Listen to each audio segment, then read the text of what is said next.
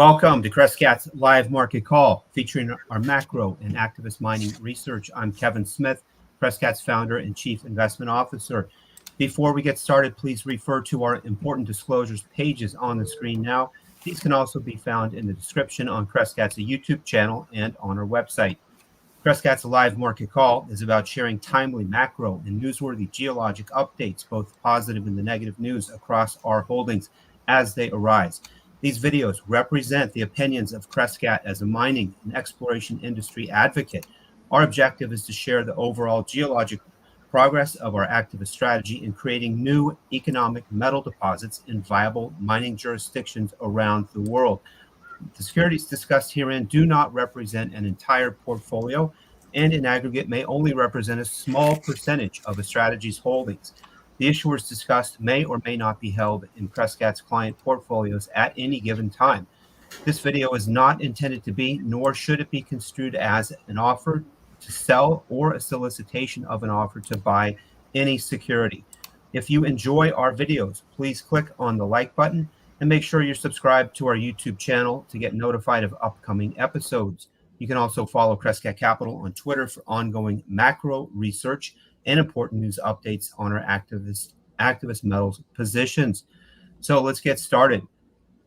If you want to learn more about our strategies, please do reach out to Merrick. We encourage you. His contact information's on the screen now. We'll show it again at the end of the video.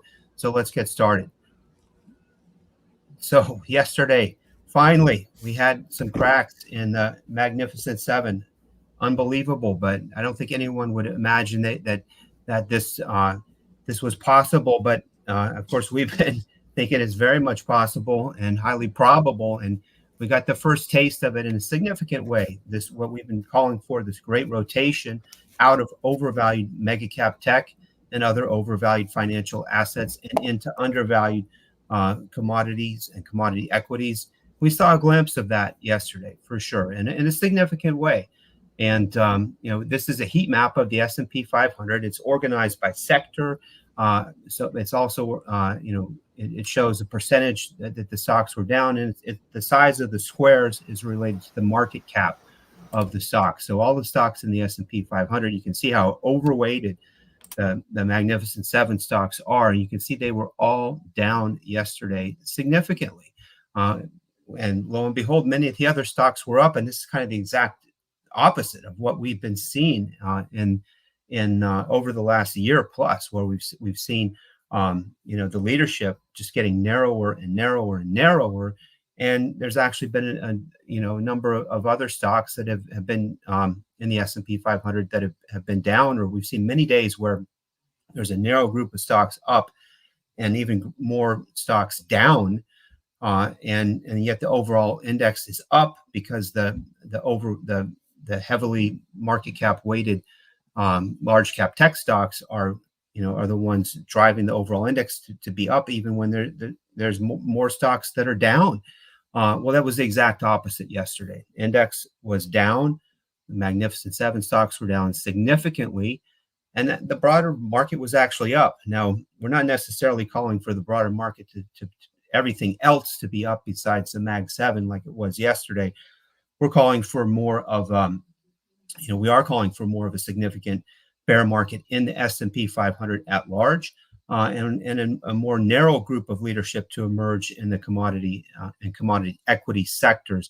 And we did see that yesterday too. Yesterday was just, I call it the first day down for the S&P 500. Today's for the Mag 7. Today's a bounce. Anyway, let's go on to the next. So what's going on? With the Mag 7 earnings growth, we can see that the growth rates have been really strong for some of these leaders like NVIDIA, Amazon, and Meta, and Google. In the last year, they had in the first quarter they had enormous growth rates, but now those growth rates are decelerating. Apple is a company with a $3+ trillion market cap that's actually had like five out of the last 6 quarters already negative year-over-year revenue comparison. So that one hasn't been growing at all, and it's still way up there, most valuable company in the world. today, and now there's this hope that with AI, which they missed the boat on AI, but now they're going to adopt Chat GPT and come out with some new features in the next generation of the iPhone, and there's hope that that's going to get their growth rate accelerating to barely be above inflation here. But Tesla, we can see the earnings growth has already turned negative, but the point is, at the peak of the business cycle, especially with the AI enthusiasm and hype, there is real growth and real activity being driven into these stocks, but it's over extrapolated in terms of how those growth trends are going to continue, and that's what creates the top, especially when you stack historically high multiples on top of it. But when you see the earnings deceleration coming, and it has a lot more to decelerate, but you already see there's this earnings deceleration in the next quarter, and that's the formula for a top. Let's go on to the next. So we're looking at the S&P 500 earnings estimates for the S&P 500 versus the economic surprise index. So the economic surprise index, Tavi's shown this chart and other similar charts, has been diverging. We've shown it, diverging relative to inflation expectations, which have been going higher in spite of the good CPI yesterday, which is a backward-looking thing. We want to consider inflation expectations, which are unanchored and uncontained right now. But so that's showing the stagflation. But this chart is showing how the earnings estimates are still way up there.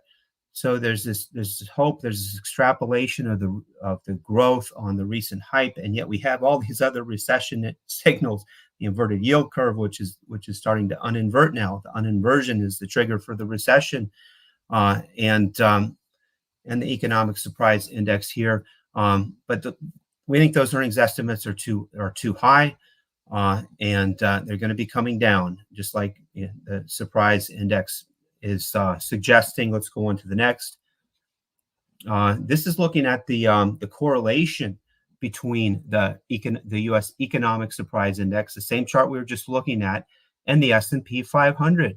And what it shows, if you compare it to other time frames, like in 2007, like in 2015, like ahead of the COVID crash in 2020, you can see normally these two things are positively correlated. But when they're negatively correlated, like those times I just flagged, and like today, what you usually see is that the negative correlation is driven by the economic surprise index, turning down, and stocks not cooperating, stocks not wanting to agree with it, until lo and behold, you get the real market crash or correction and the recession. And that's kind of where we are again today. It's just another one of these economic timing indicators that is showing that we are getting ready for a significant correction in the market, if not a crash. We have excessive valuations. We have the declining economic surprises. And so when this thing turns positive, what does that mean? That's when the correlation is positive again. And those are times like in 2008, like in the COVID crash in 2020, like in the market meltdown in late 2015. Those are times when stock prices also start turning down and the correlation turns positive. Let's go on to the next. So this is another chart showing now the overly optimistic earnings, growth rates, and even though we've shown how they're decelerating now, and we have all these other macroeconomic timing indicators and economic surprise index, but what are all those earnings estimates? They're still way up there. Analysts are overly optimistic. They're still looking for 17% earnings growth in the S&P 500. We do not think this is possible at all. We think these estimates are going to start coming down with this earnings season just starting now. We think it's ripe for more, downward guidance, more negative surprises. People say they like to see the beat and the raise. What does that mean? They beat earnings expectations, and then the analysts and then the company raises the guidance and the analysts raise their earnings estimate. We think we're getting ready for the exact opposite, an earnings season of more negative surprises and more downward guidance in expectations due to all the macro setup that we've talked about. So that's it for me today. Let's go on to Tavi. Found it. All right, let's get started, guys. Sorry, I was looking for the microphone. Guys, I want to start with an exercise instead. And you can see here, let me be blunt to the changes I've done. You don't know what chart this is, number one. And you also don't know the time frame. I put the time frame as of now, but it's really not. And the question to you is, would you buy this chart? Would you sell this chart? It's such an important exercise because looking at this, it just seems like there's structurally a problem with this security, whatever this is. And the matter of fact is that, what if I tell you this was one of the best setups for an opportunity ever, potentially, in terms of this asset class? This was down, way over double digits, or I shouldn't say triple digits, but like high double digits. And still, imagine trying to defend your thesis looking at this chart and telling an institution or institutional client, or even if you're a central banker, and trying to make the point of why you should be buying this asset. Now, let's see the next chart. The next slide reviews what this is. This was gold from 1981 to 2001. The security was down, or gold was down 70% during that time. If we go to the next chart, we can see the subsequent period from 2001 to 2024. And you can see here, this was by far one of the best times we've seen to invest in gold. I just think this puts into perspective what we're seeing in a lot of the securities that we've been investing in this space. If we go to the next chart, would you then buy this chart? This is actually the time frame I'm showing you is true, meaning this is as of now. We've been seeing a downward movement in this chart since 1995 all the way to 2024. People have lost faith in this chart. People think this is a chronic problem with this, should I say, industry, or is it not an industry anymore just because it's so beat up? Liquidity is gone. Nobody invests in the space. We don't even have professionals that want to come in and work in this space. I think you know what I'm talking about, but let's go to the next chart. What I'm referring to is the miners to gold ratio. A lot of people think that the miners will never outperform gold because it just hasn't for the last 20 years. I just showed you a chart in which it showed the exactly same time frame of about 20 years of a security that has gone nowhere but down throughout that whole period. I don't remember a time in history that gold has been down 70%. So just to give you a sense of how much of an extreme of a movement we saw during that time. A lot of people had the faith that gold would have done well during that period because it was, we had the break at the gold standard, and then gold did really well in the 70s.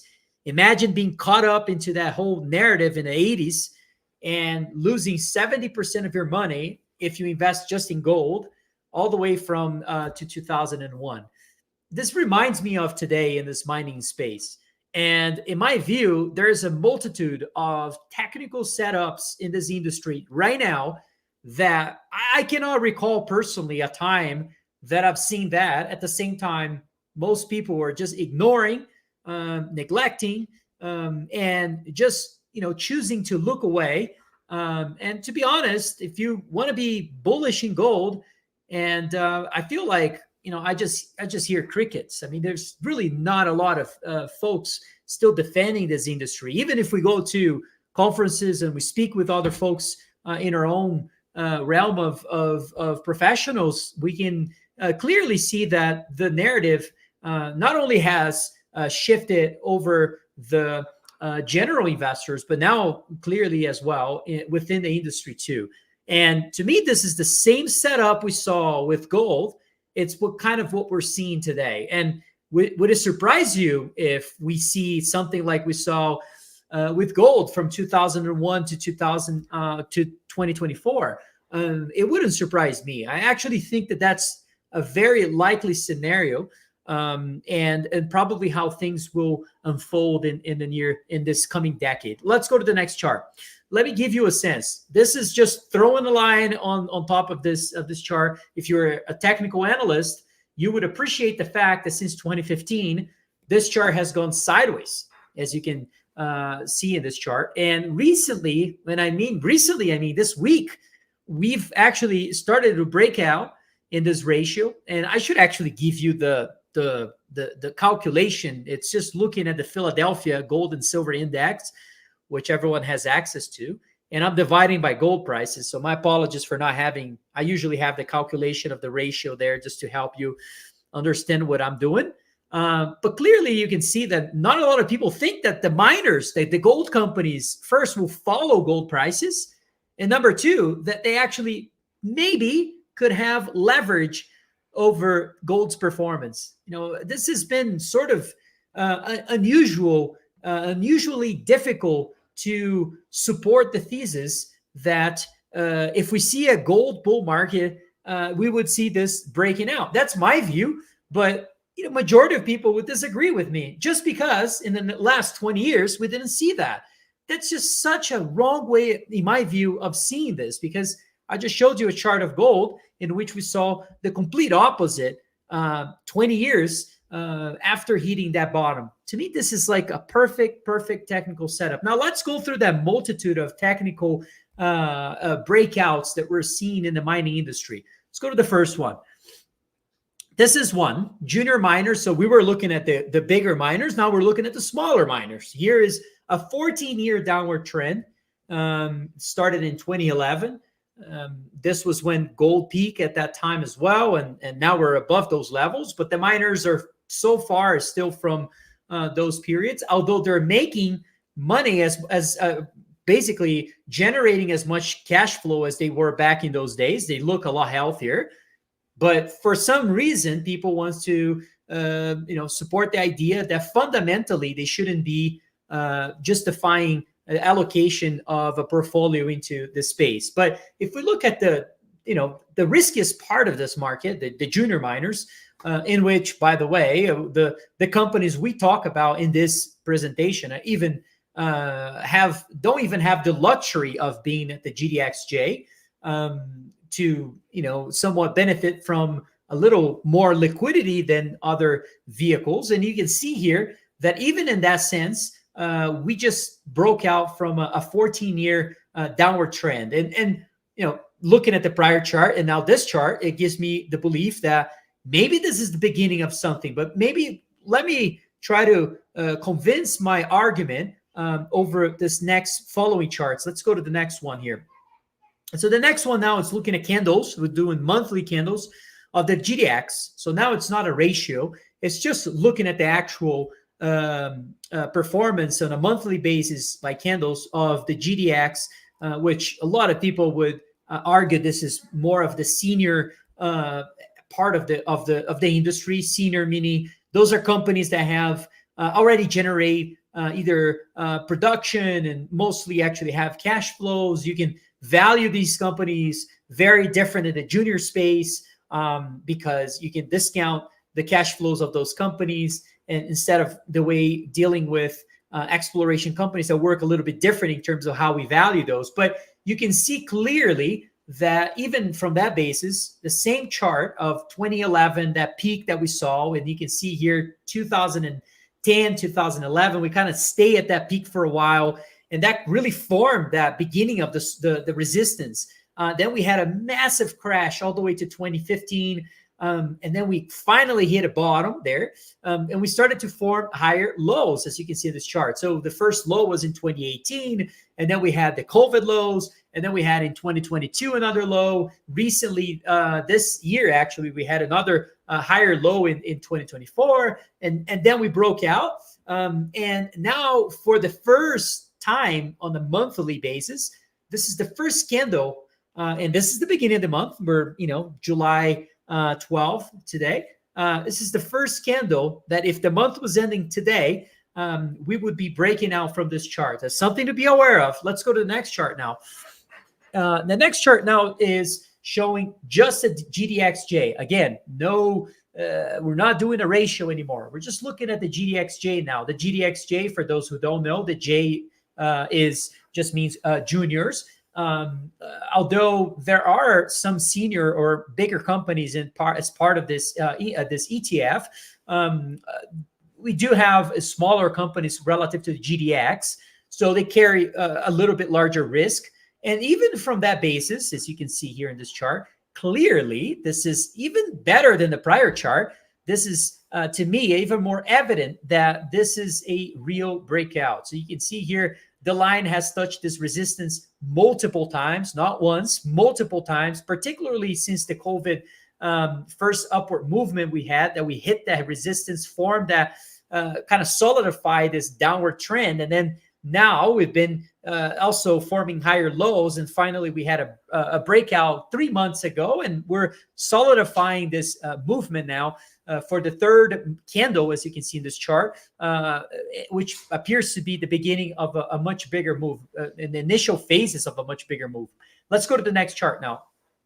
Now, let me show you another one, silver, because this idea that we are potentially in the bull market for gold, first thing that comes to my mind is silver, obviously, because if you are of the view that this is a long-term cycle for the metal, it's just hard to believe that we won't see silver also taking the lead on performance basis. And we've seen this in the past, and a lot of people are skeptical about this chart because of the frustration of the metal not moving for so many years. As you can see, there's been a very long consolidation, and it explains as well the skepticism in the mining industry too, because silver and the miners are not too far. Well, although we did see gold break out first, silver is doing, as we speak, is doing something which appears to be very special. And the third one now, it's been the miners, the gold and silver miners, the copper miners, they're starting to move as well in a substantial way. And in my view, this is really just the beginning. I mean, the money is flowing, and that the funnel of capital is flowing down the industry. It's coming in. It's definitely streaming down to the smaller companies, and eventually, that's what creates an M&A cycle. That's what creates a speculation in this industry. That's what creates liquidity for those who have been investing and accumulating shares of cheap, high quality exploration assets. Ultimately, that's what this all, in my view, will translate into. Let's go to the next chart now. The next chart now is showing a little bit of a different thing. Everything has been sort of breaking out. Now, let me show you a breakdown of a chart, which still is extremely bullish for those who like to invest in precious metals. I've shown this chart about gold to silver ratio. And the importance of this chart as well is that historically, this is one of the highest levels we've seen of this ratio in history. We broke out of a 13-year support, as you can see there, which was very significant. And then recently, we actually went all the way up and retested that line. A lot of people came out and said, silver is due for a major correction and all sorts of things that we heard. And guess what? We're starting to move all the way in the direction of this ratio once again. And in my view, this is the beginning of a movement, not the end of one, just like the prior charts that I showed. And I think they're all aligned. In my view, it's not a coincidence. It's really, it's actually a setup. And so for those that have the conviction to stick with the plan, stick with the idea, stick with the thesis, I think are going to be the ones really taking advantage of this macro scenario. Let's go to the next chart. Silver demand, I think was William from Discovery Fund posted this chart of Bank of America showing silver demand for solar panels. And I think this chart is valid and really interesting. But you know what I thought was really fascinating is the fact that the demand for solar panels, you can see back there in from 2016 to 2022, this chart has kind of gone sideways. And then we have a jump in estimates now, and And actually, the first bar that is a big jump is 2023, as you can see there. But then the estimate of 2024 is also another jump, and it keeps jumping from estimate to estimates. But if we just assume 2023 as our base for all this and so forth, it's fascinating that it's close to 20% of, if you take the total supply, how much we're producing of silver on an annual basis, and we take how much of this has been used as a demand for solar panels, it's about 20% of that. And if we go back to not too long ago at that period that was basically stagnant, it was below, it was below 7% actually. So you can kind of see the exponential growth, and who knows if these estimates are accurate. Potentially they could be understating the growth that we could see in silver as well. This is not even to say the monetary aspect of owning silver in a gold bull market potentially, and the benefit of that in terms of performance. And so this chart is interesting from another alternative of demand that is certainly becoming stronger of an aspect for silver as well. But I think there's a lot of other things as well. So let's go to the next chart. So, I spoke this the other day, and I do think this is this a little bit shocking. I think it requires a lot more research than saying the technological advancements have allowed the mining industry to not really have to spend a lot of money and not use a lot of labor. I think there has been some of that. The argument can be used as efficiency reduces capital, the capital intensiveness, and also the number of people that need to work in a mining company. But this chart basically is looking at something called private fixed investment, which is when you have a GDP. That's one of the calculations you use, is to look at fixed investments from privately, not from the government. And those are usually fixed investments, are investments over the long term and so forth. And you can see, you can break it down just mining as a percentage of overall GDP. And mining used to make up close to 17% of this economy back in the 60s. And you can, even in the 70s or 80s, it was about 10% of GDP. Today, it's at 0.3%. Now, this to me speaks volumes to the opportunity, the fact that I think there's further explanations on this, and maybe even Quinton should comment in his segment about this too, because I think I would love to get his take on it. But I think this has a lot to do with globalization too. The fact that we've been running away from a highly globalized environment that we've had all the way from the 70s, 60s, particularly from the 90s to today. And as we see those things changing, it's just hard to believe we're going to continue to just import metals. And we're actually going to probably see this as a critical industry. It's crazy to think that we think of AI and other things as critical, but not the actual materials that allow us to advance those technologies. And so to me, it's just a matter of time for us to really start seeing the overall industry of mining again being seen as a critical part of the economy. And so this 0.3%, it just comes to my mind. Well, what if we just double that? How much money is that going to be flowing into this industry? But honestly, I think we could see a lot more. It's another one of those charts that reminds me of the gold chart going back to 20 years, that we just see an industry that basically lost interest from investors for a secular basis. And this is basically what's happening here.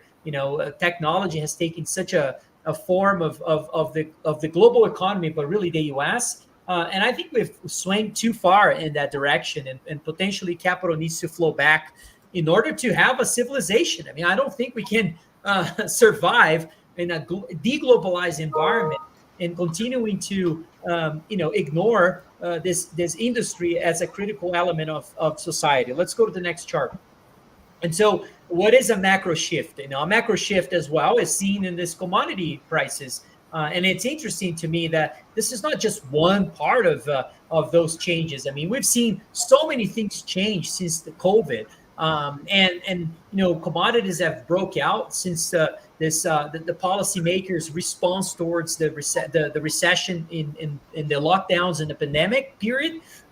We've had a fiscal stimulus to the wazoo. We've had interest rate cuts. We saw all sorts of measurements. Inflation Act being passed. We saw an infrastructure act. We saw a war breaking out. We've had things like the Japanese yen collapse and used to be the safest currency in the planet.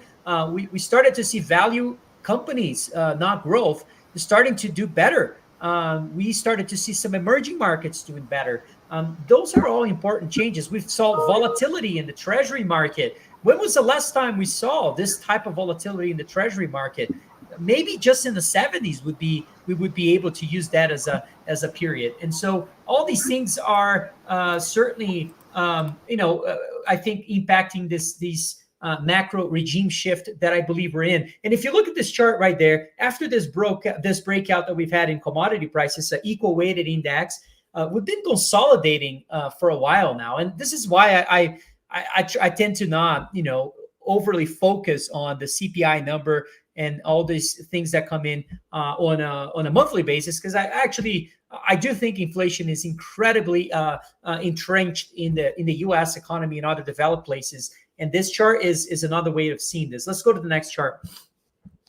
Next one is showing another way of seeing this regime changes on the 2-year yield. The 2-year yield, all the way back to the 80s, really. Every time we bump into this resistance, recession. So double dip recession started over there, and then we had the tech bubble, major recession there as well as we hit this line, and then we saw the housing bubble. And basically, this is sort of a response towards leverage, right? Because yields are falling and debt is increasing. That's basically what was going on. A higher manipulation from central banks, or I should say higher intervention from central banks in markets from different vehicles. And if we think about how much has policy making changed since just the global financial crisis has been really, I think, instrumental to see the suppression of volatility and all sorts of things that we've had over the years.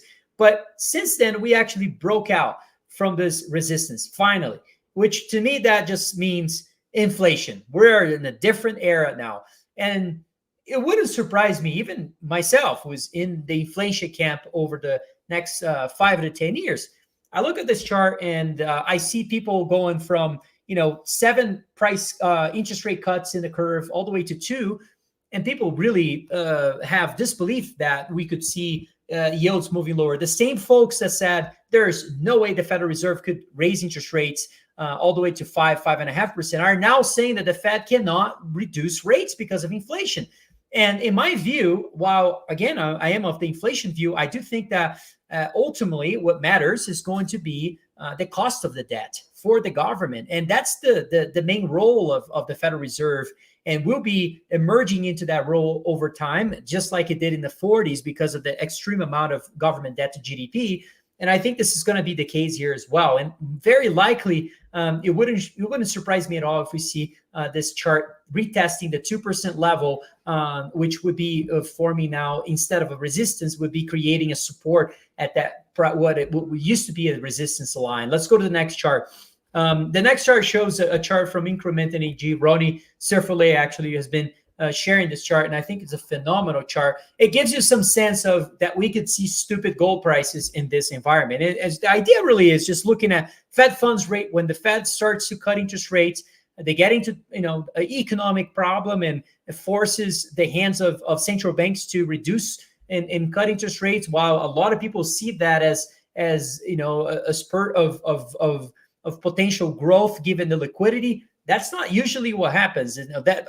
Those more recent takes that we're hearing that interest rates cuts are positive for equity markets, it's really not my view either. So, but you can see that the performance of a hard asset, the performance of gold as a not only an alternative but really a defensive asset is second to none, and it's just outstanding.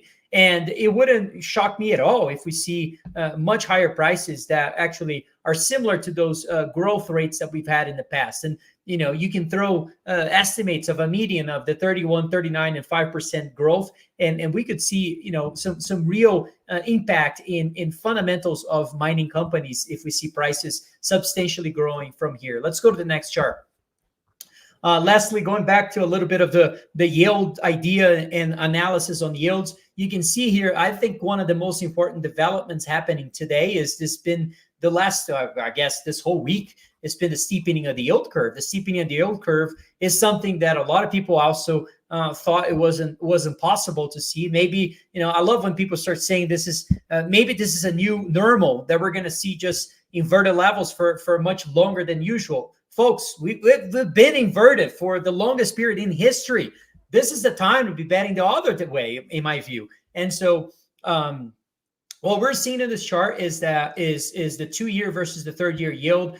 We can see here that I sort of had it's saying there the arrow showing the steepening phase. But what is more important about this is that we're seeing sort of some parts of the market move in one direction, showing that interest rates are supposed to be higher for longer. We're probably going to see profitability becoming more and more of a more and more of a prioritization towards investors, that we should be perhaps looking at commodities again, that we are seeing a gold rush of central banks accumulating the metal, and all sorts of things that are happening, the deglobalization trends, populism, the inequality problem. And then people come up and say, well, we're probably, these are all, maybe real trends in the future, but VIX and volatility and financial stress should be suppressed historically. And I'm not of that view at all. I think that there's a lagging effect of overall cost of capital rising into volatility. And I think the clock is ticking faster. And I think we're getting really close to a change in volatility profile here in equity markets in the US. And so this is just to show you a few of the other times when we had steepening of the yield curve. And the steepening of the yield curve is one classic recession signal. And a lot of people are dismissing this. And I have one word for it: complacency. I think that's the word to describe what's happening with the expectation of financial stress and volatility staying lower for longer. That is not my view at all. Let's go to the next chart. I'm almost done. You can see here another way to look at this that I think it's a very interesting way is certainly the real Fed funds rate versus the S&P 500 earnings yield. And you can see that this difference between the two. So the red line is basically saying how expensive is the equity market. And essentially every time the red line falls, the markets either get really expensive or earnings have been completely crushed. It's one of the two. Majority of the times outside of the global financial crisis, the reason why the red line is falling has to do with the fact that equity markets are too expensive to how much money those companies make. That's essentially what the red line is showing you. The white line is showing something different. It's showing the cost of capital. And it's one way of measuring cost of capital. Of course, cost of capital, you should also look at equity, risk, and other things. But this is looking at debt, essentially looking at Fed funds rate relative to CPI. And you can see that we're above CPI and the Fed funds rate, basically double the amount of Fed funds rate today, of CPI rate. And the only other time we've seen this was either at the very peak of the market in the housing bubble, or back in the tech bubble peak as well, in which, as you can see, the earnings yield and the real rate of the short-term Fed funds rate here was, basically eclipse that line. And so right now we're not too far from that. So I'll definitely consider this chart as another way of a parameter for risk. Let's go to the next chart.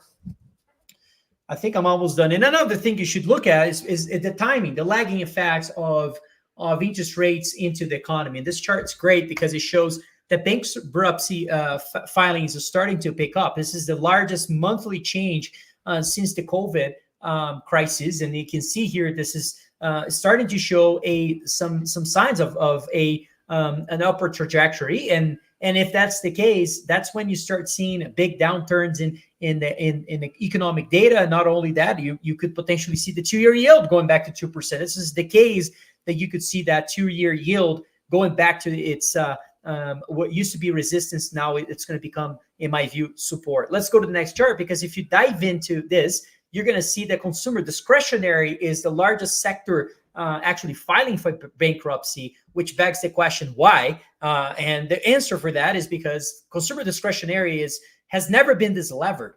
Since the COVID recession, most of consumer discretionary sector and companies have really levered up. And that's why we're seeing the rolling of that debt at higher interest rates is causing some of these companies to go out of business. Let's go to the next chart. I'm almost done, promise. Last one is Quinton made a comment about the Dow Jones in gold terms. I thought this was a good chart to be created. So I looked at, historically Dow Jones, just because it has longer history. It's not because I picked Dow Jones. You can see the S&P 500 will show similar signs, but it's remarkable that we're basically trading in the same levels we were back in 1929 at the very peak. The difference is that recently we've had a justification perhaps for running into extreme multiples in equity markets. And that justification potentially could have been that we were in a NIRP environment, or a near zero interest rate environment. That is not where we are today anymore. We're at 5+% interest rates. Most corporations can't even borrow money at that rate. They have to borrow money at least at double that amount.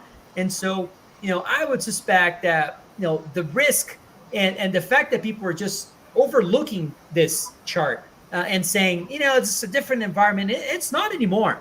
We're back to the game where interest rates do matter. And we're going to start seeing changes of how we value companies over time as well. So profitability, I would stick with that view. Profitability will start mattering again. And I don't think we're too far from that either. I think this is my last chart. Just confirm that, if you don't mind. Next chart. Can we go next? Nope, that's it. All right, Quinton, why don't you take it from there? All right. Yeah, Tavi, when I pointed this out, what I was looking at is what's happening right now, like the pattern, and it's kind of gradually softened over the past decade or so. It looks like back in the Nifty 50 era. See the Nifty 50 bubble? Yep. See how that pattern looks like it could just, like fall off a cliff? I don't know. Looks similar. Hallelujah. You're on mute. Oh, sorry. Time. I was going to say, would that surprise you that would have happened? I mean, it's No. It's That's fascinating, isn't it? That's why I'm pointing it out. Is that I think you're right. I think we're on the cusp of that, but whatever. Okay, let's I agree with you. jump in here. I got. I'm gonna, as a geologist, I'm gonna do my darndest to talk about something big today, and I'm doing it because in the context of mining investment, it's pretty important to understand certain things that are going on. Okay. And this is a geologist speaking. Okay. I'm going to use that disclaimer first and foremost.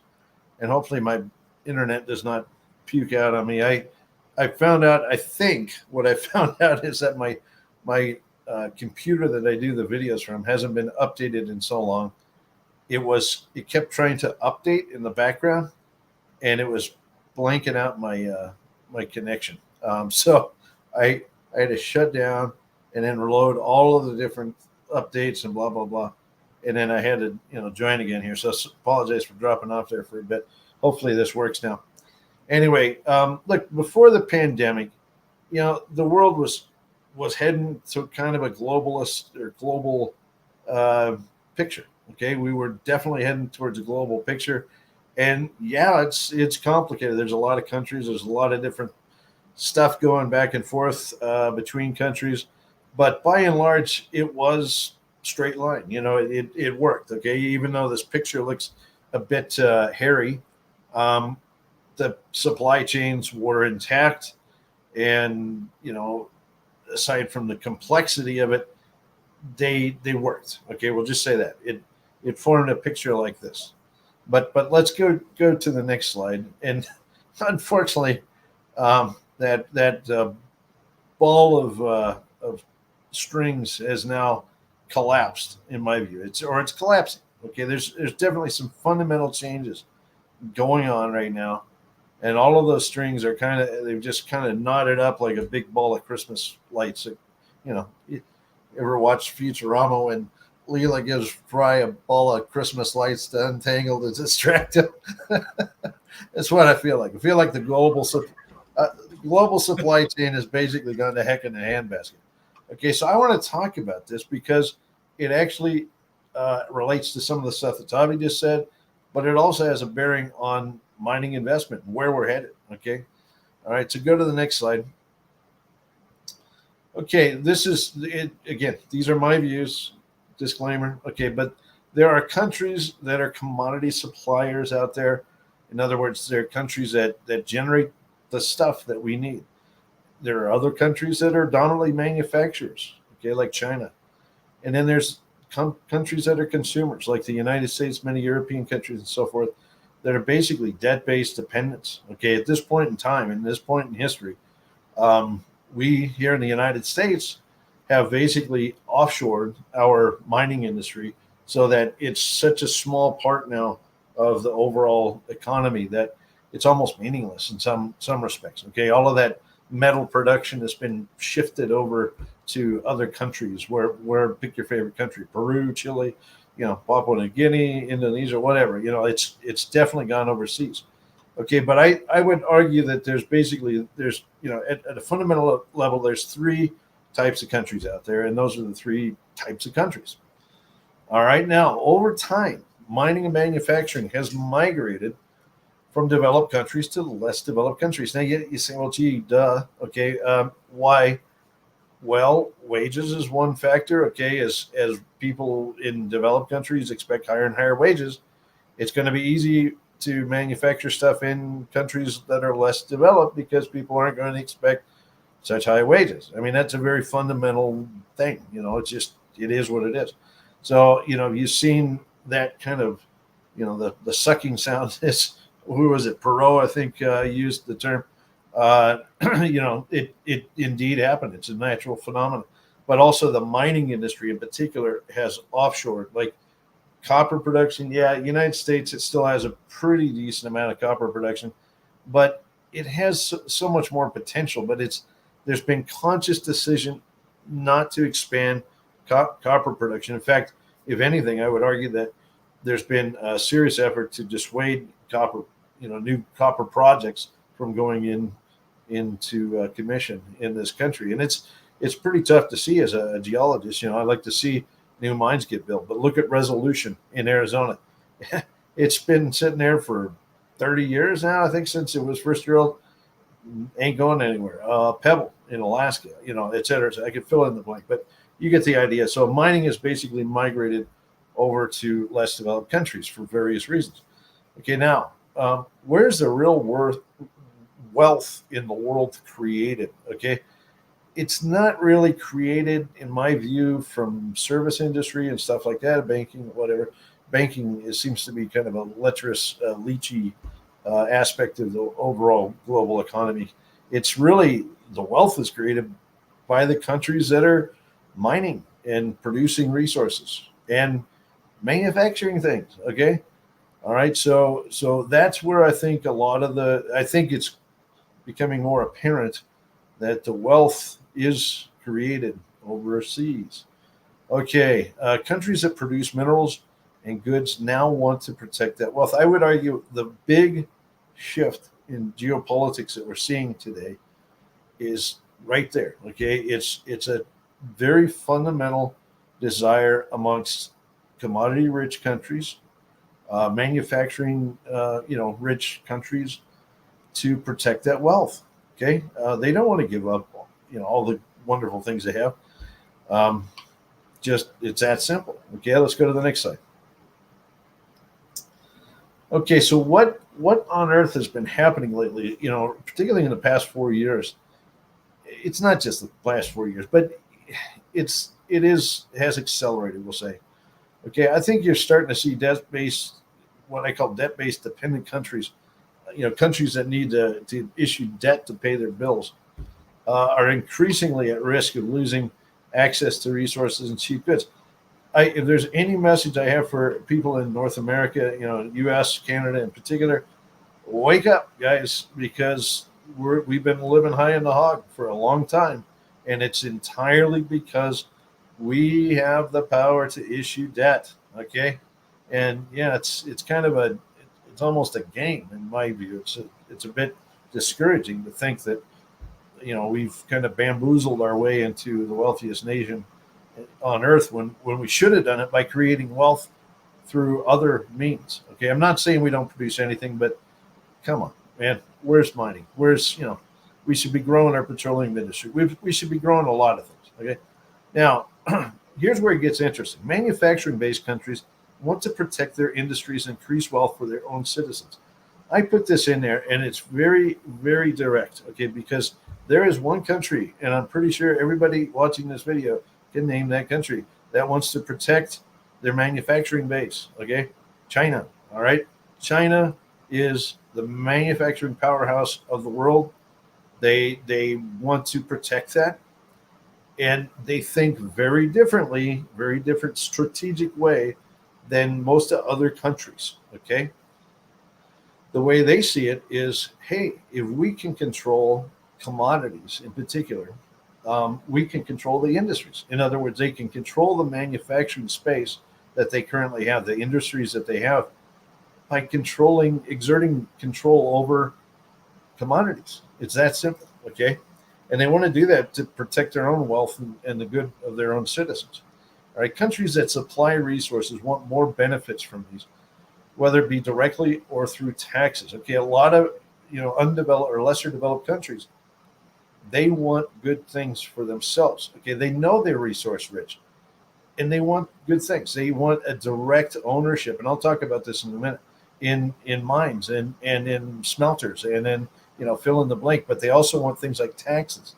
Okay, taxes are probably the easiest way to capture a lot of value that's being generated by the resources they produce.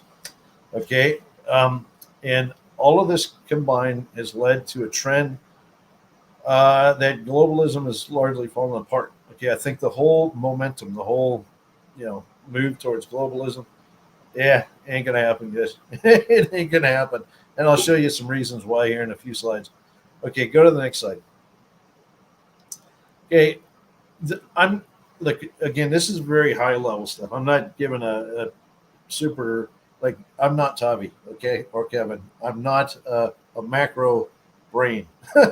I just look at stuff on my iPhone and I go, isn't that interesting? Okay, but I'm gonna point out some things that I think many people have recognized recently. Very blatant issues that have popped up in the commodity space. If you look at your iPhone and you look at Kitco, you'll say, that's copper's $4.40. And it was. I mean, I took these two images exact same time this morning. Okay. I think they use the Chicago, I don't know, the CME or something. I don't know what they use. But that's the price that they quote right there. Okay. Then you come over here and you look at copper on Trading Economics, which I think uses LME. Look at that. It's a 20-cent spread, guys. That's crazy. Can you imagine the arbitrage if you could somehow magically take a bunch of copper in London, okay, and just magically boom, move it over to Chicago and then capture that 20 cents? You'd make a ton of money. Okay, but this is a phenomenon I've seen more and more lately, where you're seeing a pretty big spread. And I think it's driven mainly by divisions between East and West. Okay, that's my view. I think China could give two hoots how much. I mean, they care about metal prices, but they're willing to put a little bit more price into some, especially if it's dollars, because they're like, who cares about dollars anymore, right? So they're willing to spend $4.60 a pound. Whereas over here in North America, we're like, oh, well, God help us. We can't spend more than $4.40 a pound on a pound of copper. That's crazy. Okay. So the Chinese don't give a flying flip. They're going to say, you know what? We need that metal. We're going to capture more of it. We're going to attract it. We're going to attract it to China. That's what they're doing. That's what they're doing. I'm telling you, it's very simple. Okay. I'm telling you that because we happen to own an operating mine now, and I can tell you I'm going to get the best price for a lot of our product if it goes to China. It's that simple. Okay. Am I gonna take a few $1 million haircut every month because I want to deal with some Western smelter or whatever? No. Okay, so guess what, guys? We better wake up. The Chinese are grabbing more and more of the market. They don't care. Let's go. Next slide. Okay, metal shortages in certain places. This has really led to a disparity of, in the balance of metal. You're starting to see it compartmentalize, and go into certain directions. Like China they're establishing their own supply chain and stuff that's separate from the rest of the world. But because a lot of that metal is falling into that supply chain, it's sucked metal out of other supply chains. Okay, and quite frankly, this is becoming more and more of an issue. So you're seeing an imbalance in metal and how it's distributed around the world as this shift happens. Okay, and I think we're going to see shortages become more and more commonplace in certain areas, because other countries are simply willing to put a bit more price or higher price on that commodity and attract it to their side of the ocean. All right. Now, another thing that I've noticed is the smelting industry is just totally turned upside down. Okay, because China, because they want that metal, they built more and more smelter capacity, and I'll talk about that a little bit more here in a second. But because of that, the concentrates are getting sucked out over there. Okay, so what does that mean? It means smelters in Europe or Japan, or I don't think we have any in the U.S. anymore, but other countries that typically smelt, they're having to lower their treatment charges to try to attract those concentrates back over and keep their own ding-ding smelters occupied. Okay, very interesting phenomenon. Go to the next slide. Okay, look, I should have talked to this slide because this is actually the point here. Okay, you're starting to see the smelting industry. Everybody thinks, oh, there's mining and then there's metals, and no, there's a process to get the metals. Okay, and it's called smelting. All right, and the smelting industry is migrating to China and elsewhere. Okay, elsewhere, and then the Chinese are sucking it up. Anyway, look. Look at the new copper smelt. You can Google this on the weekend and just look for articles. But China's new copper smelting projects to add pressure to tighten concentrate supply. Yes, they are, because they're willing to pay a bit more, and they built these humongous smelters that they now need to keep full, and that is sucking the copper out from other places. And so now European smelters and Japanese and so forth, Koreans, whatever, they're all fighting like mad. They're dropping their treatment charges. I got word this morning, shouldn't talk too much, but hey, maybe the treatment charges might go below zero late this year. Holy cow, they're going to pay us. We don't have to pay for treatment. They're going to pay us. Okay, because they got to keep their smelters full. Is that not crazy? It's crazy. I don't know if it's sustainable, but whatever. We'll see. But then you have other things like this article in the lower right here. Look, people that follow the mining industry know there was a big brouhaha between Indonesia and Freeport and Newmont and some others, years and years ago, because, Indonesia wanted smelting. They wanted that value add component. Give us a smelter. Well, finally Freeport agreed, and they built this ding-dang smelter. It's a big doggone thing. It's $3.7 billion at Crescat, I believe is how it's pronounced, in Indonesia. But see, Indonesia realized that by just letting that commodity leave its shores without the value add, it wasn't making as much money. Okay, by having the smelter built in Indonesia, and God bless them, I don't have an argument with that. Okay, I think it's brilliant. Indonesia now makes more money out of the deal. In fact, I think Indonesians are on the counterparty with Freeport on this, so they're going to make that money directly. And quite frankly, I'm not going to argue that these developing countries shouldn't do more of that. Okay, I mean, like, crying out loud, they should develop their own economies and make more money off of their own resources. Let's go to the next slide. Okay, now this is going to make people's heads explode, but it is the God's truth in my view. Um, Basically, China has quietly told the rest of the world.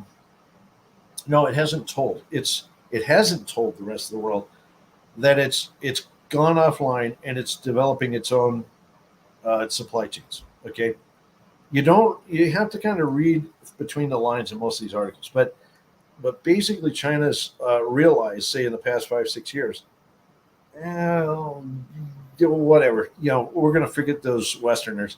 We're going to go build our own dang mines and get our own metals from however we see fit. Okay, and what they've done is things like gone to Indonesia, work with the Indonesians to build nickel mines out of some of the toughest deposits you'll ever see. I mean, these are metallurgically, they're atrocious. They're high cost. They have lots of nasty chemicals. Quite frankly, they're environmentally unfriendly. But the Chinese need nickel, and they've had a gutful of trying to deal with Western companies and governments to get it. So they've said, "Bugger it, we're building our own ding-dang nickel mines in Indonesia," and Indonesians welcome them because they want to see that investment in Indonesia. Okay, so all of a sudden, the Chinese just built their own supply chain. Okay, and what it's done is it's cratered the nickel price. I mean, it's not like totally zero or something, but the nickel price, which was looking pretty good a few years ago, is now it's totally upended here, to the point that BHP announced recently they're shutting down their nickel mines operations in Western Australia. Okay, so you have this weird dichotomy where nickel is like the flavor of the day in Indonesia and it's going big, and then you have mines elsewhere shutting down. I've also heard that like the Koreans are desperate to get more nickel concentrates, and they are actually putting money into Canadian nickel company, okay, because they want their own supply chain to keep their own industries going. All right, so this weird dynamics are going on right in front of everybody's eyes. Let's go to the next slide. Okay, if you think the what do we call it, the kerfuffle, I don't know what the word means. Anyway, it's a good word. It really sounds like something big, kerfuffle. Oh, there was a kerfuffle. Anyway, if you think the kerfuffle in Panama a few months ago was really about the environment or whatever, hello, come on. Like, I got to give everybody a dope slap. Okay. It's all about control over the commodities coming out. That's a big mine. Okay. That's a very big mine. Panama is probably one of the West's most vulnerable countries in terms of losing influence. Okay. Guess who showed up? China. Yeah. Guess what they're after? Copper. They got to fill those smelters that I talked about. Okay. Let's stir up trouble. Yeah. Okay. There we are.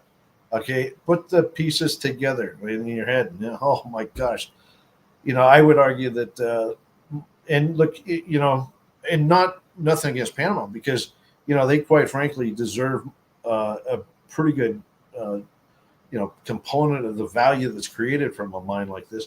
They also want value out of this. Far be it from us to argue otherwise. Okay, but I can guarantee you that a lot of what happened in Panama was related to control more so than we'll call it noble causes. Anyway, you also see things like you see on the right hand side here, where a lot of mines overseas, and I could list a dozen of them, like right off like that, are being bought up mainly by Chinese companies. And quite frankly, Western companies are often just handing them over, for reasonable sums. Now, you can see here, like Newmont's Achim mine in Ghana.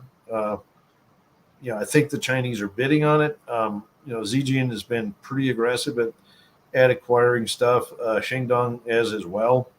But it's displacing a lot of the more traditional buyers. Like, you notice right below that, Australia's Perseus. Okay, you think they can compete with basically limitless money from the Bank of China to buy this?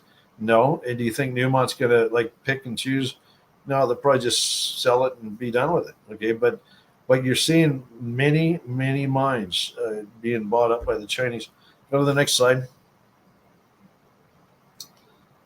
By the way, I love the Chinese. It's just communism is a bit of a headbang.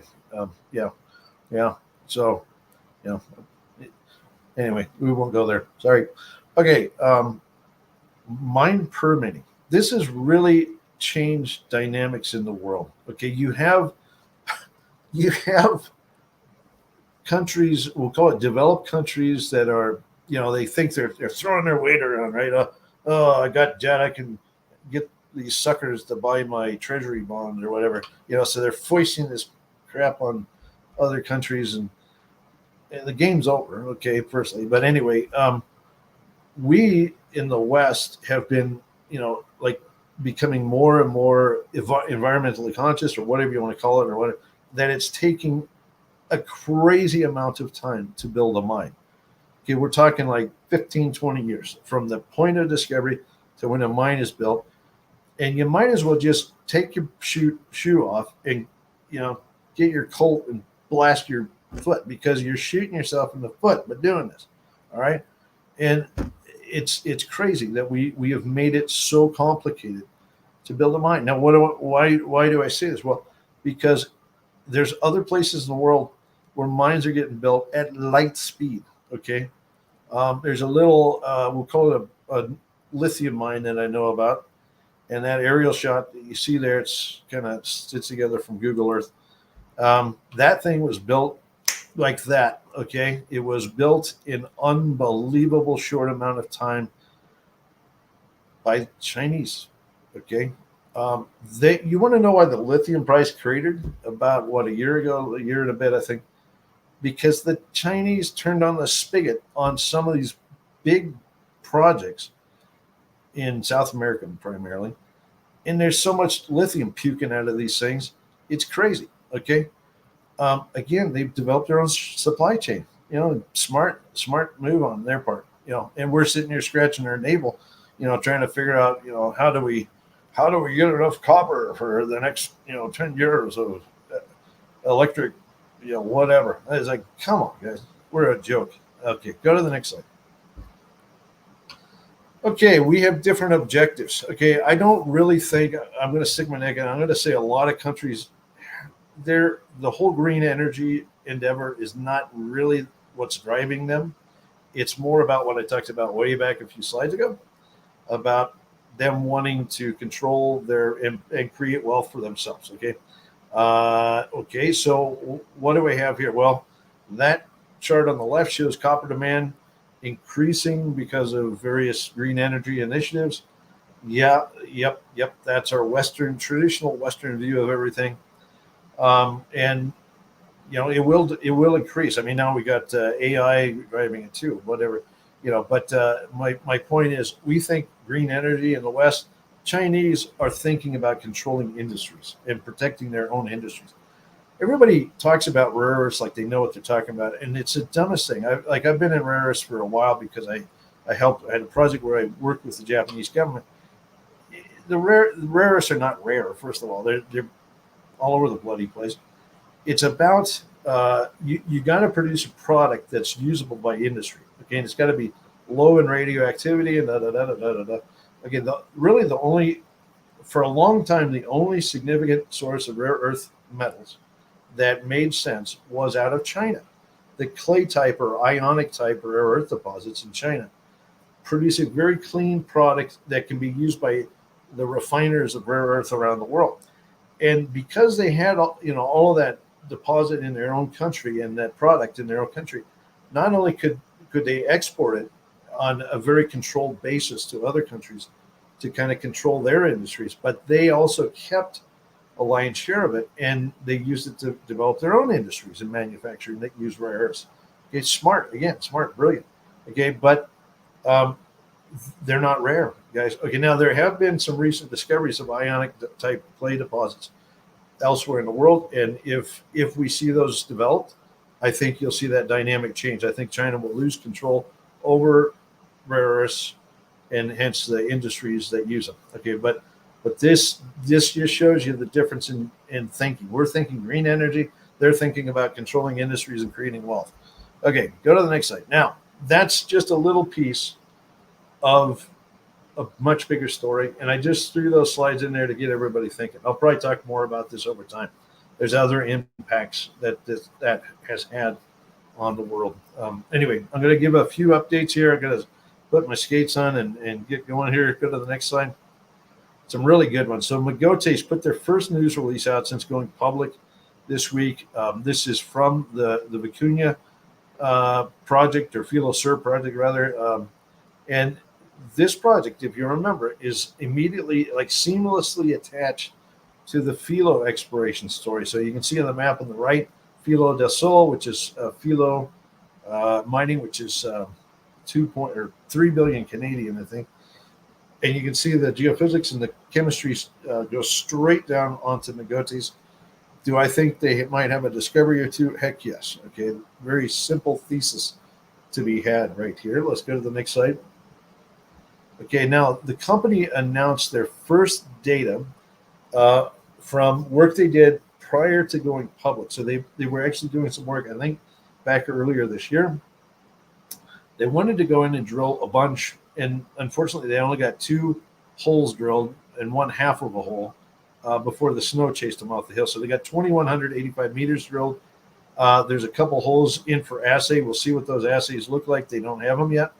But this news release mainly talks about some very technical exploration success that they've had on some of their targets, like Filo Algunita and this Rincon target and so forth.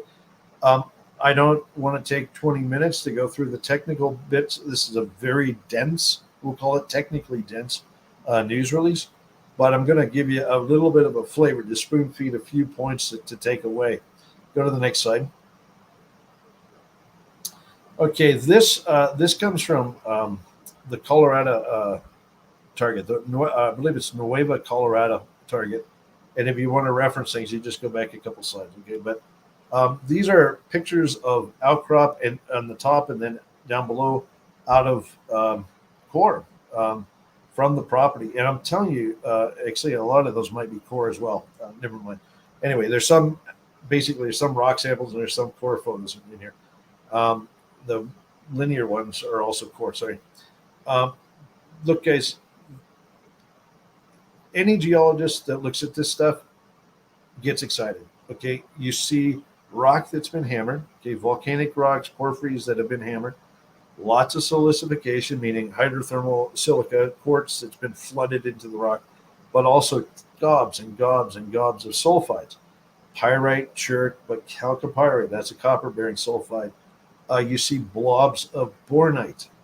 Who doesn't love bornite, Kevin? You see blobs of cobalite as well, which is another copper sulfide. Okay, what they're trying to say here is, in my view, they're saying, hey, we're near something, because look at all this stuff we've seen. Did they really discover something just yet? I don't know, because the assays aren't back, but we'll find out soon. If anything, this is a near miss, is my best guess, or otherwise, I think that knowing the people, I think they'd be beating their chest going, oh, we've made a discovery, blah, blah, blah, blah, blah. I think we're going to see some very interesting results, albeit, high level anomalous, or, maybe more than that, maybe incipient discovery level type stuff, we'll call it. Okay. So my view, good. Thumbs up. Go to the next slide. Up here at Filo and Algunita, they found an area where there's this mineral called alunite. And everybody might say, who cares about alunite? Well, alunite happens to be a mineral that forms from very acid fluids at a very shallow level above a porphyry. Okay. So what they're saying here is they found a gigantic, what we call lithocap, that's got alunite scattered all through it. And it's created by SO2 rich fluids, so sulfuric acid rich fluids that have risen off of a porphyry at depth and just absolutely cooked the rock. Okay, so they're trying to say, hey, we found an epithermal cap or a lithocap to a likely porphyry below. This is also quite exciting. What might be in this? Well, oftentimes the gold actually kind of moves up into this part of the system. So I wouldn't be surprised if when and they did get some results. I think they have some assays, rock chips from here that are pretty good in gold. But it's really good indication. Again, thumbs up. Let's go to the next slide. Okay, and then this is Filo Sur Project Camino. This is a little bit further south, but what they found in this Rincon geophysical target, you can see the blue labels there. They were putting a road up, and lo and behold, they found extensive stockwork veining in this road. That I would say, looking at the texture and the style of the veining, is probably just slightly towards the top of a productive porphyry system. Okay, and not only that, but they have assays and stuff here that support that. Okay, but to actually see the stockwork veining in the road cut gives you a very high confidence that there's probably something brewing right below there, not too far, maybe 200 or 300 meters too, right under their nose. Okay, so once again, very good results. Go to the next slide. Okay, we got to move here because I got a few more. There was a big week this week. Okay, so PJX announced they got the drill permit. Long story short, we are now going to find out if PJX, which I talked about back in April, I think early April, if they have a Sullivan type discovery. Okay, Sullivan being one of the largest SEDEX deposits of zinc and lead and silver on Earth. It's up in British Columbia. These guys are just a few kilometers away from Sullivan. They found in-outcrop rock that looks identical to Sullivan, and now they're going to go drill it. Okay, this is one of the most exciting drill stories I've seen in the base metal space for many years, and I'm very anxious to see what they hit. Okay, so we have a drill story to look forward to. Go to the next slide. Okay, Intrepid put out news this week. I believe these are the last assays they have from their drill program. They drilled, I think, 24 holes or something. I can't read all that small stuff. Don't worry about it. I don't want to take the time, but you can see the results. They got some very good assays here. Long runs of good values, like 0.53 gram gold over 112 meters. Silver is pretty high too, but also the copper numbers are quite good in there, 1.5%. Okay, but inside of that, there's some even higher grade subintervals. Okay, now everybody's been screaming about where's that cross section. I want to see this thing in view. Okay, so I happen to get my mitts on a Leapfrog model. Thank you very much, company, for providing. And we're going to have just a quick look. And I'm going to share, present, whatever, share screen. We're not going to take too long, guys. I'm sorry, it's going long. There we go. Share. Is that visible? Not yet. But wait a second. Just stay there. There we go. Done. Is it? Okay. All right. Okay. We're gonna look straight down on this thing to show fairly wide space drilling. Yes, there is historic drilling through here, but this is a fairly wide space drill array over a distance. You can see the scale bar down in the lower right here of about 3 kilometers. Okay, that's a pretty long stretch to put 24 holes. But I guess the first thing I would point out to everyone is that every single dingle hole in this drill array hit mineralization. Okay, if I zoom in over here, you can see, there's copper and gold assays in each one of those. In here, yep. And then over here, yep, there's one. And then over here, sure as heck. Okay, so basically all holes hit some significant mineralization. Okay, now this is a little bit confusing to look at. We're at the south end of the drill array, by the way. All right, it's a little bit confusing because you got both copper and gold on the image here. And I can't separate them the way they sent it, unfortunately. So you just got to kind of put up with things. But basically, the little color bars, the circular color things on the drill color or drill hole itself, that's gold. And then these little pink wingdings sticking out here, pink and red wingdings, those are copper assays. Okay, this is not a porphyry. Okay, if this was a porphyry, you'd probably just see relatively continuous, smooth, whatever value distribution of values. This is an IOCG, in my view, very strong view. Okay, there's iron oxides there. There's sodic alteration, other geo crap that you don't want to hear about right now. But basically, I think this is a Bisbee type discovery. Okay, now while the company focused on just a few little isolated areas here, the scale of this system is quite big. Okay, this right here is the deepest hole on the project. So I'm going to close that. And it hit pretty good grades. Okay, I would expect to see rather nuggety or potty mineralization in a system like this. It doesn't bother me because Bisbee ended up being a fantastic mine. I think this could. It's very high grade, actually. Okay, in other words, the way to think about this are pods and lenses of very high grade mineralization scattered through broader low grade instead of a porphyry, which would be kind of more uniformly lower grade mineralization. So it's a good outcome in my view. If we scroll along and we just look, look at this. There's actually some pretty good values. Like look at these holes here, right up at the tippy top. Maybe they drilled away from something. They got away from it down here at the bottom. I don't know. There's still going to take some detail to put this all together. Hopefully the company puts together a few more cross sections and whatnot to help us understand. But even up here at the northern end, we can see some very high grade pods and areas within the drilling, and every single hole hit. Okay, so that's encouraging in my view. It's got kind of the footprint in the deepest, by the way, that's only 300 meters. Okay, this is 3 kilometers by deepest 300 meters. Do you think it just magically cuts off at that level? No. A system that's 3 kilometers long ain't going to cut off where they stop these drill holes. I would love to see the company start testing a deeper regime down here to really show that this project has scale to it. Okay, all right. Let's go back to the deck. Sorry about that, guys. Whoever's driving the bus here, put that deck back up. Unless I'm missing something. 1 second. There we go. Okay, next slide. Looks like we need. There we go. There we go. Barksdale. Okay. A while back, I said, I'm going to get my hands dirty and going to work with Barksdale to get stuff going. Okay. Get shark going. That's our motto. All right. We have inserted into Barksdale an exploration geologist I've worked with for many years, Alan Roberts. He helped me drill Springpole up in Ontario back in the 2009, 10, 11 era, I think. We drilled 5-point-something million ounces. Sharp guy, knows how to operate. He's about my age. Very hard to find geologists in this age range right now. But when Alan told me he was available, I said, hello, I got a position for you, buddy. He knows how to drill difficult holes, which is what they encountered down there, difficult drilling conditions. Alan will run circles around this. I'm very confident, and I'm glad to see him take this role. Go to the next slide.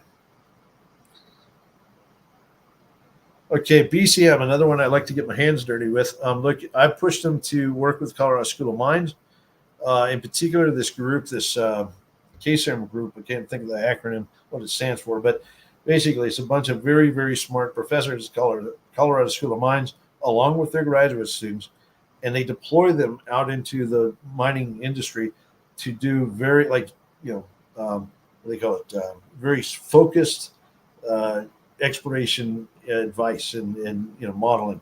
Okay, and they've done that work here at BCM at Thompson Knolls. Okay, basically they spent the better part of the past 2 or 3 months relogging the core, studying things in detail, and now they have a very good handle that at Thompson Knolls, the best vector is probably to the south-southwest, and this is what we need to know so that the company can get back and get some money in the bank and start drilling and doing big things. Because I'm telling you, I talked to a lot of people, and everybody that's looked at the data that's come back from this so far says there is something big here. Okay, very big. These guys are on to a discovery. Sergei Dyakov was the discoverer of Oyu Tolgoi. He's no dummy. Combining him with these guys and their brain power, we have a story to tell now. Go to the next slide. Okay, this is a map of the property area. The circle with the blue dots in there, that's where they drilled both. There's the drilled holes as well as the planned holes that they have in open circles. But then they also extended their drill permit to this area off to the southwest in the yellow polka dots that you see. Those are all planned drill holes. Okay, why are they down there? Because there was a magnetic anomaly that showed up down there. And thank goodness that they expanded the permitting in there, because guess what the guys at the Colorado School of Mines found? They found that the copper and the gold and whatnot is trending. It probably goes down in that direction. So these guys, they need to drill more. Go to the next slide. The model shows them this. Okay, it basically says that the drilling they have at present is out on the fringe of a skarn system. The porphyry is obviously the purple thing there. The big purple blob is a magma source of these metals, and the fluids emanated from those outwards into the limestones surrounding. Okay, but holes TK8, 6, and 14. And by the way, TK8 is a discovery hole. Hands down, it's a 100 gram meter plus hole. Okay, they were on the fringe. Okay, so the idea here is they need to work their way back towards the porphyry. Well, where's the porphyry? Okay, go to the next slide. Okay, so the guys at School of Mines, they did this modeling, geochemical-based modeling, that basically says the fluid source is down there in the southwest and leaked fluids up towards the area that was drilled. Okay, they need to go back down to the southwest. I think if they drill a couple holes down there, I think we could see a massive, major discovery.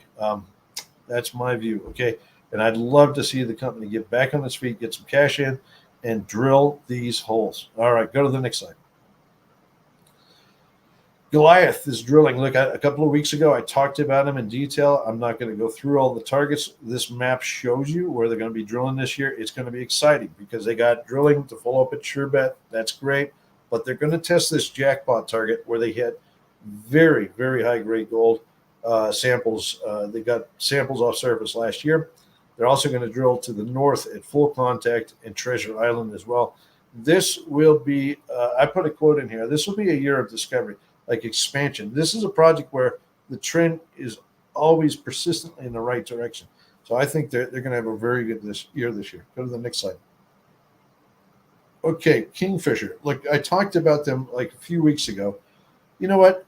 I'm gonna tell you this. Okay, for people that wonder, do you lose interest in the company or something if they don't hit? Well, yeah, I mean it's disappointing, okay, but when we see a young team like Dustin and his team, and we see the energy to make what I'll call a pivot, okay, to go from a project that didn't quite work for them to a new project and put all this time and effort in and really cut some really attractive deals to build a commanding land position in the Golden Triangle, I think is brilliant. Okay, so kudos to them.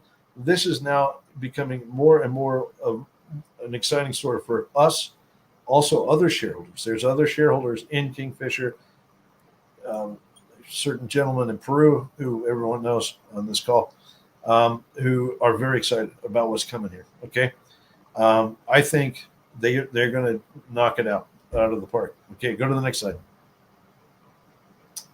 We're almost there. Almost there.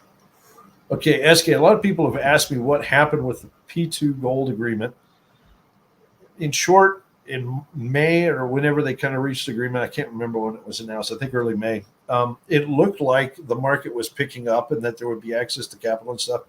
And unfortunately, that didn't crystallize. I'm not saying, it was a bad move or whatever, but it was just clear that it was going to be a struggle to see the two companies combine and then try to leverage a cash raise and capital to do work at this time. And there's some times in life where you just got to go, you know what?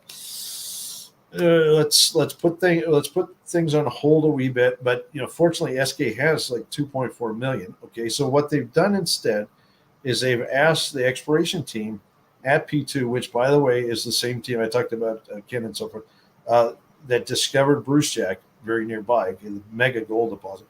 Okay, here we are. We're in a place where you've got an exceptional team that has a bit of cash. We're not going to spend much, like 400,000 maybe, to go out and hit the property hard along with some of our existing team members. And we're just going to see what they come up with. This isn't a bad thing. This is good. Okay, go to the next slide. Newfound had a couple of news releases. One was the acquisition of Lab Gold's ground. Kudos to them. I mean, now they got control over pretty much the entire gold belt through that region. But they also announced results from their deep drilling. And I want to talk about those in particular. Go to the next slide. Look, this map simply shows, it shows the Keats, Lotto, et cetera, gold trend down there towards the bottom center with the blue polka dots. And then the blue ground that's been brought in, that's Lab Gold. And you can see there's gold occurrences along that. And with that consolidation, now they control much more of the trend. There's just one little gap right there towards the north end of Lotto and stuff. but otherwise they got the whole shebang. Go to the next slide. Okay, this week they talked about some of the deep drilling. This is the first deep drilling that's happened at the Keats, the North Queensway area. And these intercepts that you see here with visible gold, they look exactly like the visible gold we see in the drilling they've done to date up at shallow levels. But these holes are down hundreds and hundreds and hundreds, even 1,000 meters. Okay, and they're seeing same style of mineralization at depth. Now, did they hit a home run with these holes? No, but think about it. You're basically poking a hole way the heck down there, based on maybe your seismic data or whatever. On the first pass, holes can kind of wander around and do all sorts of things. But on the first pass, to hit visible gold like this, that looks just like what you see up at top. That says something. Okay, it says the system's alive and well, and there's much more to be found there. Go to the next slide. Okay, so what they're showing in this image is a long section of the North Queensway project, and you can see the areas that have been drilled in red there. That's basically the model of the various veins. But now you see the deep holes, and where they've hit mineralization, there's little flags and tags that show you there's mineralization another double down. Okay, so the depth to the bottom of the red, you double that again, and it's open it up. It's proof that the gold's there. I'm not surprised because these systems, they're orogenic. They probably came from 20 kilometers down or something. And I wouldn't be surprised if we see this thing go down even much further. But now we have proof. All right, let's go to the next slide. So it's like this, guys. Think of the plumbing. The fluid's trying to get out of the ground is plumbing, and you have this very complicated plumbing. And up to this point, they drill down, say, to that red line, and those are all the different gold zones. Okay. Now they have, a few holes, I think 4 holes or whatever, between the red and the yellow lines that show the system goes down to that depth, but it will keep going. Okay, that's my analog to what's going on at Newfound. All right. Quinton, that's awesome slide, by the way. No way to describe well, it. you can also kind of get an understanding. Like if you're drilling a hole, you're going to hit a pipe or you're going to hit a gap between the pipe. They hit some pipes, they nicked or whatever you want to say. They had assays up to 50 something grams, like hello, that's crazy. Everybody wants instant gratification. Well, guess what? Science doesn't often generate that, but whatever. Go to the next slide. Okay, and I grabbed this news release right before this. Is part of the reason it was delayed is because I noticed this came out today, and it's good news in my view. Okay, Lion One announced they recovered 3,550 ounces of gold. They poured, there's a series of steps that go through processing, but they poured 3,250, I think it is, or something like that. And they got that out of 32,000 tons. So basically a 10th ounce per ton. And everybody says, oh, that's kind of low grade. Well, guys, remember that most of this rock, probably there's 3 months in this quarter, right? So most of that rock, probably the first 2 months, is actually development rock, which is lower grade. And then just the past 3 or 4 weeks, I think they've gotten into stopes where they're into actual production grade type stuff. But the chart that you see of production increasing is very dramatic. Okay. They're at like a run rate of 1,500 plus ounces per month right now and increasing. Okay. Where that lands, I don't know. But if that trend continues, I think they should have a good outcome here. Now, the thing that always spooks me about companies that are trying their best to get a mine going and they have lenders and stuff, lenders are a pain in the nads, to be frank.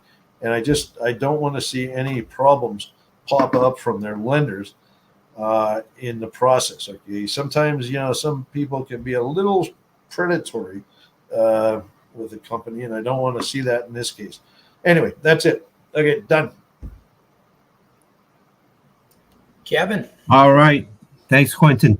That plumbing that you showed at the end, what kind of plumber would build something like that? What I think that was a piece of artwork. It's Christmas tree light message. It's artwork somewhere. But it's just such a cool picture, It's to Quinton's point, sometimes you hit a pipe, but sometimes you can hit a joint as well. Yeah. Golden joint. Sorry. It's Friday. I had to throw this one in. I get it. All right. Okay. So, well, fantastic. Thank you, Quinton. Thank you, Tavi. I said we'd have Merrick's contact information at the end, and here it is. He's head of our investor relations at Crescat. If you're interested in learning more about our strategies, please do reach out to him. His phone number and his email address are right here, and we encourage you to do that. It'd be a good idea, I think, because the timing just looks incredible right now for what we've been calling the Great Rotation. We even had Bloomberg and other people, referring to the big rotation, the Great Rotation. Yesterday, because it was a rotation yesterday out of mega cap 7 and into practically everything else. But I do think it's the beginning of the end for the Mag 7. And we saw them all sell off again today into the close. Kevin, you muted again. I'm You not muted sure yourself. happened. You I don't- muted yourself. Oh my God, sorry. I don't know how long I've been muted. Just a second. Just a second. So the Mag 7 sell-off towards the end of the day today was quite interesting because there was that early strength in the day, and then the last hour, everything kind of melted down a bit. Some of the stocks were still up on the day, but I think you're definitely seeing this weakness, this rotation, the weakness in the Mag 7 that has been the leadership group. Yeah, there's the chart. Thank you, Trevor. This is what we saw yesterday. I don't think anyone could have imagined, anyone who's been long the S&P 500 index or these Mag 7 stocks could have imagined this, could happen. We've been waiting for it for a long time. It's overdue. But disruption. AI is a wonderful technology, but it is creative destruction. And there are a lot of new up and coming companies that threaten these monopolistic large cap business models at record margins, record historical growth rates, record valuations. These are how market tops are made on the excitement. It's just how the tech bubble top in 2000, how that top was made, all the investment going into this area. And there's hundreds of millions of dollars being spent on NVIDIA, GPUs, and other data centers and so forth for this AI race with no business plan in sight on how to get a return on that capital. It's just a big race to spend money. This is how the tops in capital investment cycles are made that also coincide with the tops in market cycles, business cycles, economic cycles. And we're in a very critical one right now, transition out of this mega cap tech bubble into a broadening out in the market. But we think it's a more narrow group of stocks ultimately that people will be rotating into because of the inflationary problem that we have today. But a great setup for a commodity bull market, for a precious metal strategy. Look at those charts that Tavi showed you earlier in this presentation, how cheap the mining stocks are relative to gold itself. And the timing couldn't be great. So we do encourage you to reach out to Merrick. That's all I have. Tavi, any final comments? No final comments. So, all right. Well, if you have any questions, please, I would say contact Merrick. And that's his information right there. Thanks, Trevor. His email address, his phone number, and also his name. So if you have any questions about what we do, I suggest you to speak with him. Thanks, everybody. We're going to be back next week with another presentation. If you like this video, just follow us on YouTube, and you will be notified of our upcoming videos. Thank you so much. Take care. Have a good one.